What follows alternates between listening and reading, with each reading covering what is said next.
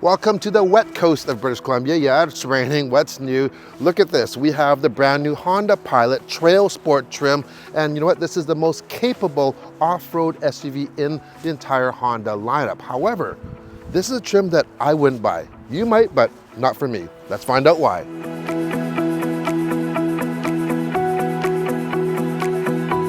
Before we get to what I don't like about the TrailSport, let's get into the things that I do like about not just this trim, but the Pilot in general. First of all, the size, it's big, it's rugged. It does have this chiseled look, especially with this large black honeycomb grille here. We have these subtle badges of TrailSport, as you see right here. Of course, standard LED. By the way, this color is called Diffuse Sky Blue Pearl. Big fan of blue. I think it looks good, especially with all the contrasting black bits. You have that grille, you have the window surrounds, the roof rail, even the mirror caps and the handle are all gloss black. Standard, you get 18-inch wheels. These are gunmetal type of finish with all-terrain tires. The TrailSport is equipped with smart entry. Just grab the door handle, unlocks. When I close it, it's gonna beep there because this has auto locking. Just walk away and it's going to lock by itself. You can turn that on or off. Plus you can just hit the actual three little ribs on the door handle. Now, the smart entry does not apply to the rear doors though, but you do have that auto locking feature. On the way back, let's check out the fuel system here. Capless fueling system. There is no mention of premium fuel. That's a big plus. At the rear, you have standard LED tail lamps. Here, you also have a very blacked out tinted rear window wiper. What's nice, you also have a camera washer for the rear camera. The Pilot is all in black. I like the black on black. And you'll notice the all-wheel drive and a little bit more of the TrailSport badging. The trailer hitch on the TrailSport does come standard with this, and you have a maximum 5,000 pounds of towing capacity. Another big bonus I like, this does have a spare tire. It's a full-size spare, and it's underneath the vehicle, and that's really nice. Because when you open up the standard power lift gate, you're greeted with quite a bit of room, even in behind the third row. But if you want some extra storage room, you can lift this floor up, and it's a pretty good bed, little bit of a trunk area in here. So that's because you don't have that extra room taken up by that spare tire. If you want to fold the seats down, really easy, just one pull, auto retracting headrest, and one pull. There you go. This is the way we would probably have it most of the time. Even when we had our 3-row SUV, you know, we only put the third row up when we need it, but this is a ton of room. For families or for adventures, this will definitely suit your storage requirements. When we close it, there is no lock button, but that doesn't matter because we have that auto lock, right? So down it comes, we walk away, and it's going to lock by itself. On the inside of the TrailSport, there is a lot to like in here as well. First off, we have these leatherette seats, and you have this orange stitching throughout the entire cabin, on the steering wheel, on the seats here. These seats, by the way, are heated in the front and heated in the rear as well. You also get a standard heated steering wheel. In behind the steering wheel, we have a standard 7-inch digital display matched with an analog setup. You can get a larger display, but not on the TrailSport here. And for infotainment, standard 9-inch screen with wireless Apple CarPlay, Android Auto. You do get a nice big backup camera. You can actually make the camera bigger if you want, which is nice. So it takes up the full screen. You have real estate, might as well use it, right? The system is very, very quick, actually. Sound system is good. So all good there. We also have a large panoramic roof. It opens up, and you do have a sunshade as well. That's a good bonus. Lots of utility here. In the door pockets, huge drink holders. You do have dual drink holders in the center console. More storage, right? Where my arm is, you have a shelf system right in front of the passenger. So lots of storage. You have a Type C and a Type A USB setup in the front. In the rear, you actually have Type A setups. Let's have a look at the back.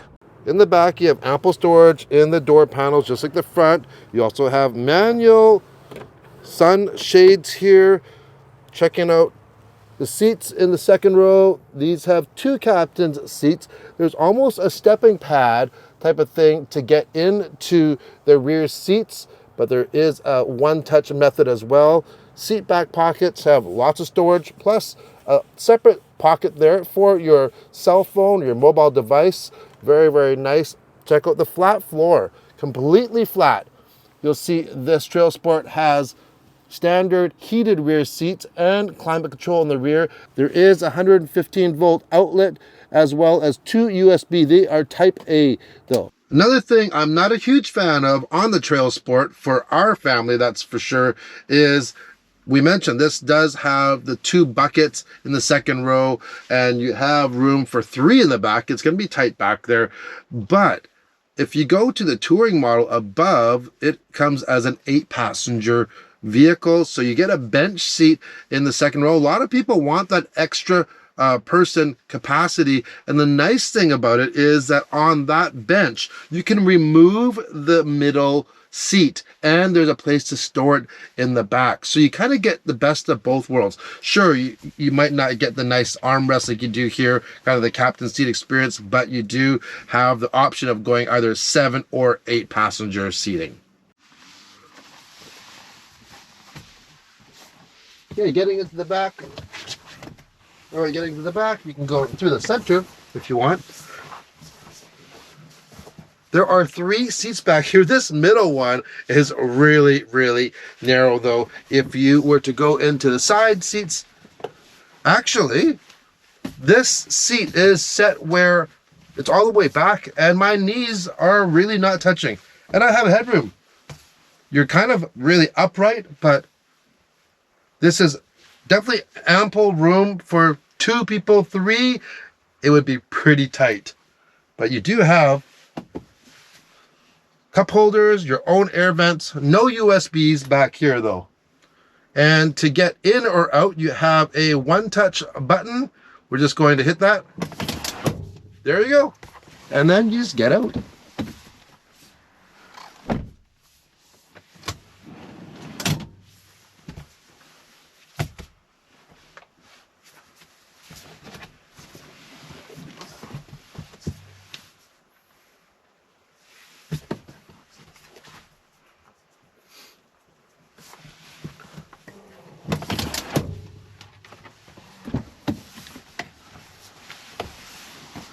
Okay, getting in to the third row, there is the one-touch button. We're gonna pull that seat back and just pull it back. That is all the way back, by the way. These second row seats do slide forward and back, but I wanted to check it out. All the way back, there is a lot of room for your feet underneath, which is sometimes my complaint. There's not enough room, lots of room. My knees are just kind of barely touching. Decent headroom. You're kind of sitting upright. Now, there are 3 seats back here. I thought it was only 2 because it is quite narrow on the sides here because you do have 2 cup holders on each sides. You do have air vents. You don't have USBs though, but you could, I don't know who's thin enough to fit in this middle seat, but there is a seat belt here for the middle passenger. That would be pretty tight, but 2 adults back here, no problem at all. And I do like the one touch to get in or out. There's a button on the back here. I'm just going to touch that. That's it. Open the door, climb out. That easy. Then we get to the drive. This is powered by a naturally aspirated 3.5 liter V6, good old V6, has 285 horsepower and 262 pound-feet of torque. Plenty of get up and go. It's fairly responsive. This is a large 3-row SUV. Remember, this is not, even though it has the name Sport in it, it's not a sports car. So, you know, you're not going to get rocket acceleration like you would get in a sports car. But this also has the latest iVTM4 all-wheel drive system. Now, we didn't get to take this off-road, but this is where this really excels because the boys over at the Fast Lane Car, they did an excellent job of reviewing the all-wheel drive system in here. Not only did it pass and exceed their expectations in the roller test, but on their dedicated off-road course that they have, I really wish I had something like that, but you know what, leave it to them. They actually have this great course set up. This TrailSport really excelled in off-road performance for sure. Not just for the extra ground clearance on the all-terrain tires. This also does have a different suspension that's set up than the regular Pilot does. But the new all-wheel drive system is just so quick and reactive. Ride-wise, there's really no compromise. Even though we have the larger tires, it actually probably makes it even cushier than something with a larger rim and a smaller or thinner sidewall. It's really comfy in here. Had the family in here. You can fit a lot of things in this vehicle. Really nice setup with this new Pilot in general. Now, I said I wouldn't buy this vehicle, and I'm going to tell you why now. It's because I would probably buy the touring model in Canada here. One step up in the US, you actually have different trims. Even your top trim would be the Elite. You get so much more of the creature comforts that I like. So what do you get? Inside, first of all, you get a color head-up display. You get a larger 10-inch digital display system in behind the steering wheel. You get leather seats. You get ventilated seats in the front, which you do not get. A few other things that you get on the touring trim that you don't get on the TrailSport. You get a Wi-Fi hotspot. You get front laminated glass, a Bose sound system, and two really important things that I think that are really handy: the smart entry doors that you get on this.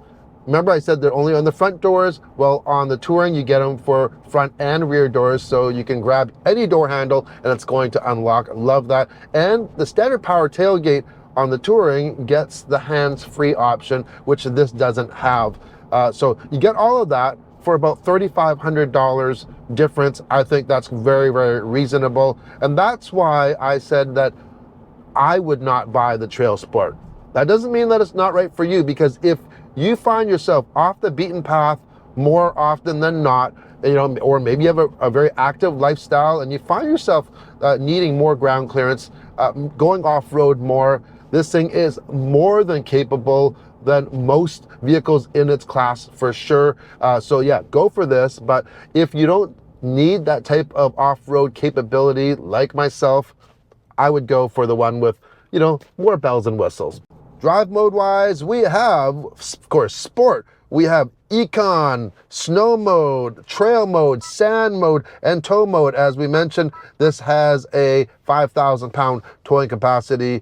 We didn't have a chance to test that out either. Oh, and here's one of the most important reasons why I would actually go for the touring over the TrailSport is this here. We have the rear view camera, but we don't have a 360 camera on the TrailSport. On the touring or in the Elite trim in the US, you do get the 360 camera, and in the US, you get the 360 camera on the TrailSport as well. Just in Canada, you don't get it. I don't know why, but I love a 360 camera. So that's it. What do you think of the new Honda Pilot and this TrailSport trim? Leave a comment below. I'm just curious. I'm kind of doing my own little poll here. And also, I want to share with you guys, we just passed the 100,000 subscriber mark on Everyday Reviews, and I can't be more happy.